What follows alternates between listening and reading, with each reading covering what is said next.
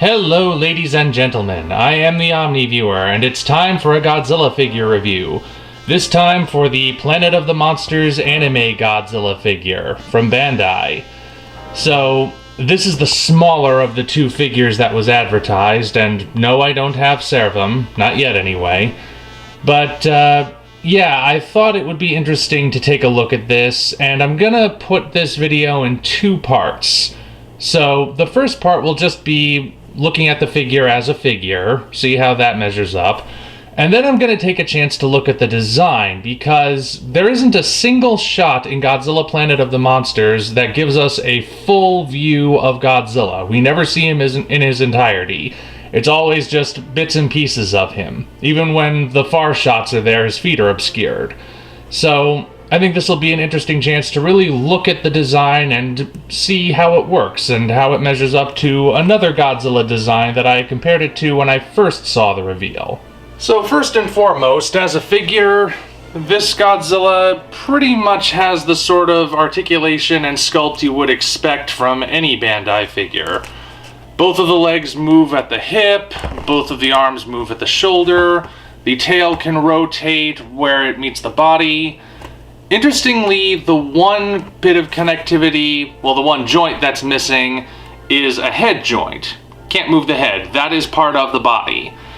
And this stands out from other similar Bandai figures because usually the head can turn. But I think this is just a result of the design because, I mean, look at this. Where do you fit a joint in there to rotate the head and have it look natural? Not easy. So, well, this Godzilla doesn't really turn his head all that much anyway, so I think we can let it slide. So, detail-wise, I mean, Bandai is known for its detail above everything else. So, this certainly is a very, very detailed figure.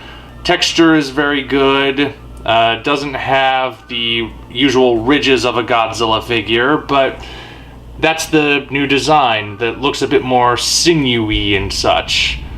Color-wise, he is mostly a kind of very, very dark teal with metallic blue on his claws for his hands and his feet, which I don't recall if that was actually in the movie or not.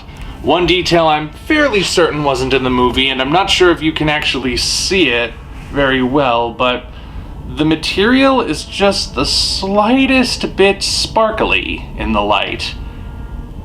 Like, there are just tiny little reflective bits in the paint that, when they catch the light just right, it kind of makes him shimmer. And I don't recall that being in the movie, but I don't know, maybe it was a concept that they dropped but had early on. Well, either way, it makes it different. And the dorsal fins, of course, they start out the same color as his skin and then fade into the metallic blue. So, pretty good paint job overall. The only place there's no detail is on the bottoms of his feet. And speaking of the feet, I think I may have gotten a warped one somehow, but I'm not exactly sure what the problem is. You might notice when I set him down, see how this foot, his left foot, is on the inseam? It's sticking out at a weird angle. And like I said, I don't really know what's wrong. The leg is the same length as the right leg. It's not to a different scale. It doesn't appear to be malformed at all. The best I can guess is that it's in the socket differently somehow, but I don't know if popping it out and removing it would make all that much of a difference, or if I would regret trying. And I don't know if I'm the only person who's had this happen. I mean, I do have a tendency to get Godzilla figures with flaws somehow, so hey, maybe that just means it'll be a more valuable collector's item. One day, maybe. But anyway, yeah, the only other detail worth noting is that the teeny tiny little eyes, which, if I move it too close, it's just gonna go out of focus, but the eyes are blue, just a tiny little dot, though you can almost barely see them. So, yeah, overall about what you'd expect from a Bandai Godzilla figure. So now let's talk about the design.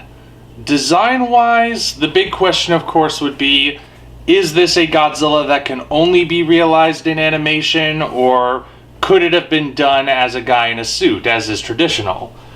And for comparison, I actually have a pair of other Bandai figures right here, the Godzilla and Rodan from Final Wars, and I have to say, I'm actually glad it's the Final Wars figures that I've got, because they will make a nice contrast. The Final Wars kaiju designs, for those of you who either don't know or just may have forgotten and need a reminder, they were designed to be a bit more form-fitting to the actors in them than previous suits, which were a bit looser and distorted the proportions a bit more. And that was for a more dynamic movement in the action scenes. Now, that being said, it means that these are, being more form-fitting, give us an interesting contrast to compare. And it shows us that AniGoji's design has very different proportions. I mean, Rodan especially here, he is very obviously made to human proportions. Look at how thick his arms are here. This is clearly meant to be a man with his arms stretched out. And you can tell usual ratio between the shoulder and hip and arm length and leg length and all. But you compare that to AniGoji here, look at how long the legs are in comparison. Or even just where the leg joint is compared to the shoulder, and how hunched over he would have to be if it were a guy in a suit. It's it's really a different kind of design. Not to mention, compared to this Godzilla here, he's just so broad. So, like, it's not a design I could see an actor doing easily if this were a suit. I mean, not if this were the literal suit. You would have to make some really drastic changes for that to work, I think. Now, when the design was first revealed, the first thing I compared it to was the legendary Godzilla. And this obviously is not a Bandai figure, it's the Nika figure. But as far as a comparison goes, well, how similar is it really? That, I think, is the primary question. And there clearly is an influence, but again, I don't really think... maybe comparing it to Legendary Godzilla was a bit too quick. Because there are some key differences. Shape of the dorsal fins, shape of the head, the arms and the arm to leg ratio actually is fairly similar, but obviously Legendary Godzilla has dinky little sauropod feet, and AniGoji has these gigantic feet here. So, also, there's just the general shape. No one is allowed to call Legendary Godzilla fat anymore, because look at this guy. AniGoji is the roundest, broadest, biggest Godzilla out there. Even if he weren't literally the size of a mountain, he would still be the most rotund Godzilla of them all. So, yeah, the whole fat thing should be thrown out the window anyway, with Legendary Godzilla. Well, that being said, the design does have similarities, as I've mentioned, but not in such a way that it feels as derivative as I first thought. Like I said, clearly an influence. I mean, it's hard to deny there are similarities, but nothing that robs it of originality.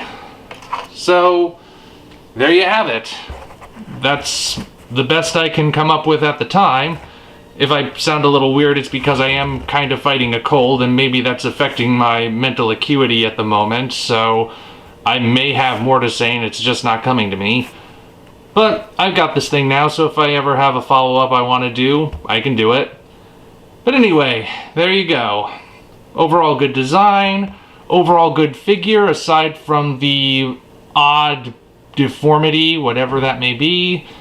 And that's about all I've got for now. So until such time as we meet again, this is the Omni Viewer signing off.